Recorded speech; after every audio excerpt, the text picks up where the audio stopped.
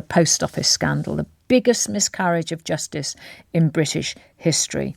And just this week, we've all heard, and you will have seen on the news and read in the newspapers and heard here on LBC, 3 days of evidence from the former Chief Executive Officer of the Post Office, Paula Vennells. We saw her break down in tears many times. We heard some of the sub-postmasters who were there boo her. Thousands of sub-postmasters were involved in this scandal through no fault of their own. Many hundreds were convicted, sent to jail. Thousands more paid money to the post office, which they did not owe. But all the convictions were overturned this week. But this is decades after the events took place. And, well, I want to talk now to the man, you know his name, after the ITV drama Mr. Bates versus the Post Office. We will never forget his name as long as we live. He is a hero, former sub-postmaster and the leading campaigner for the victims of the Post Office scandal. He was a sub-postmaster himself. He is, of course, Alan Bates. Hello, Alan. Welcome to the show. Hello, Carol. Hi. It's a delight to talk to you, even though it is on this subject. Obviously, we saw your story in the drama, and which was shocking to many of us. We'd seen news reports over the years, but I think the drama really brought it home. Would you agree with that? Yeah, I think it delivered the last few yards in all of this. It sort of exposed it to the nation, which is something that hadn't really happened before. And I think it hit home with a lot of people. I think it did. And then, of course, immediately we saw a lot of politicians we'd never seen before suddenly getting all heated about it and self-righteous and so on. Obviously, there were, like James Arbuthnot, had been involved for many years, and I believe that he's highly regarded by the sub-postmasters. But it is quite extraordinary. Do you know how many thousands of sub-postmasters were involved in total? No, I don't. Basically, anyone that ever used Horizon was potentially a victim in all of this. And as you say, there are thousands of people over the years that have used the system. Because there were people like Jo Hamilton, who has been on the show. It was before the drama went on to ITV, and she's become a friend of LBC, and obviously a sub-postmistress, and she thought she'd done something wrong. She knew she hadn't stolen the money, but managed to collate the money from friends and family, and paid it to them, not paid it back because she didn't know it in the first place, and then pleaded guilty, didn't she, for false accounting?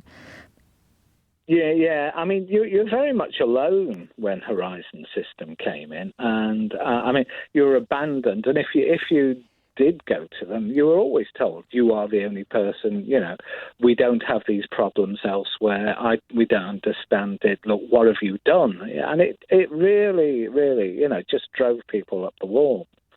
And if there are, I've been trying to tot up the numbers because I know that many more people came forward after the drama had been shown on ITV, sub-postmasters, former sub-postmasters who had given money to the post office that they didn't owe them, and just then disappeared because of the so-called shame that was associated with it. And then once they saw the drama, they came forward because this has been going on for 25 or more years? Yeah, the system was rolled out, was it 1999, roughly, 2000. Yeah. And that's been the big thing, is the shame. And this is why people have kept their heads down and out the way, and that's why they're only starting to come out the woodwork now.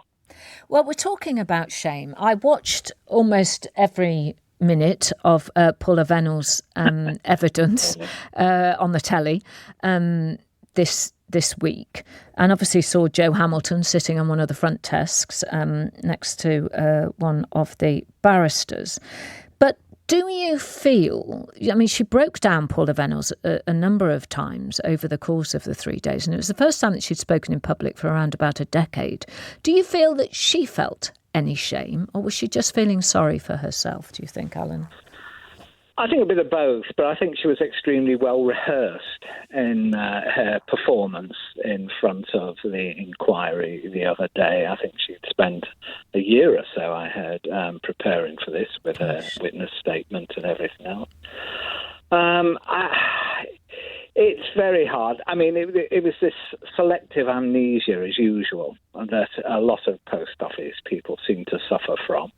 And it did make you wonder why someone of that sort of ilk, who was relying so much on everyone else and no one was telling them anything, why they were in that position and why they managed to hold on to that job for so long.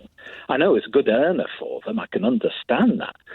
But, you know, I think there are an awful lot of questions yet to be answered around her appointment.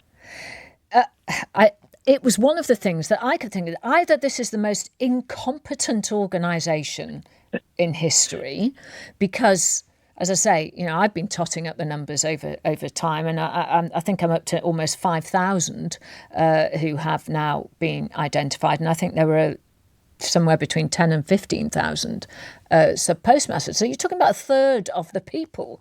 You know, that might ring a bell somewhere. So either they were the most incompetent organisation in history, or there were massive cover-ups. Well, I mean, for years I've been saying that post office, it's incompetence and arrogance as well, because they felt they could get away with it all the time. They had the money, they had the power, and that's something that's, you know, that's been at the root of this going on for so long. They've been controlling the narrative year after year because they had the money, because they had the power in all of this. And it wasn't until we got them in court did we manage to get rid of that. And they had to answer to the court, and that's when things started to get exposed. It is quite extraordinary, the story. I just want to play you some of Paula Vennells' evidence at the inquiry, Alan, and ask you what you think about it. Here she is, Paula Vennells. I loved the post office. I gave it... I worked as hard as I possibly could to deliver the best post office for the UK. It would have been wonderful to have 30,000 post office branches. That would have been the best outcome ever, to have had more post offices in more communities.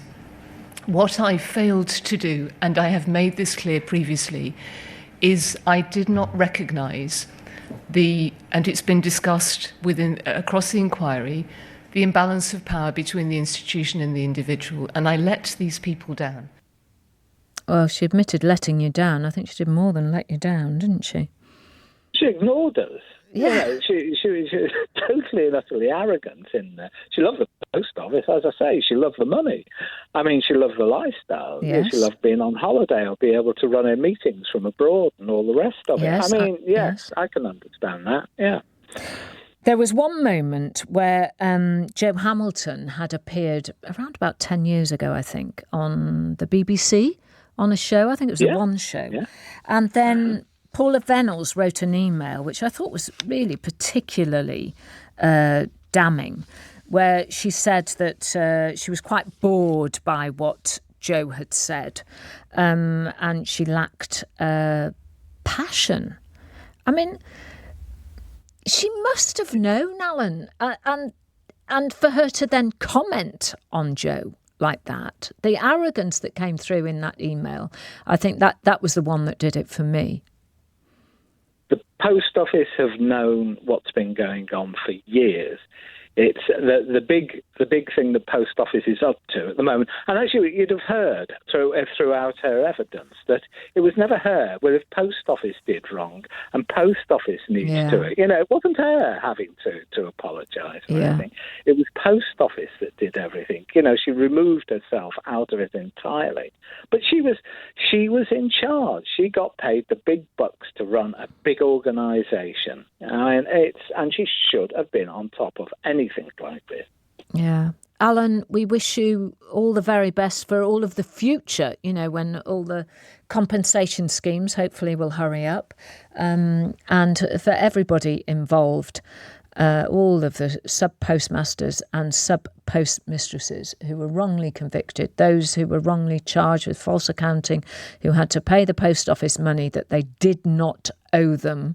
I think you know that the country is behind you.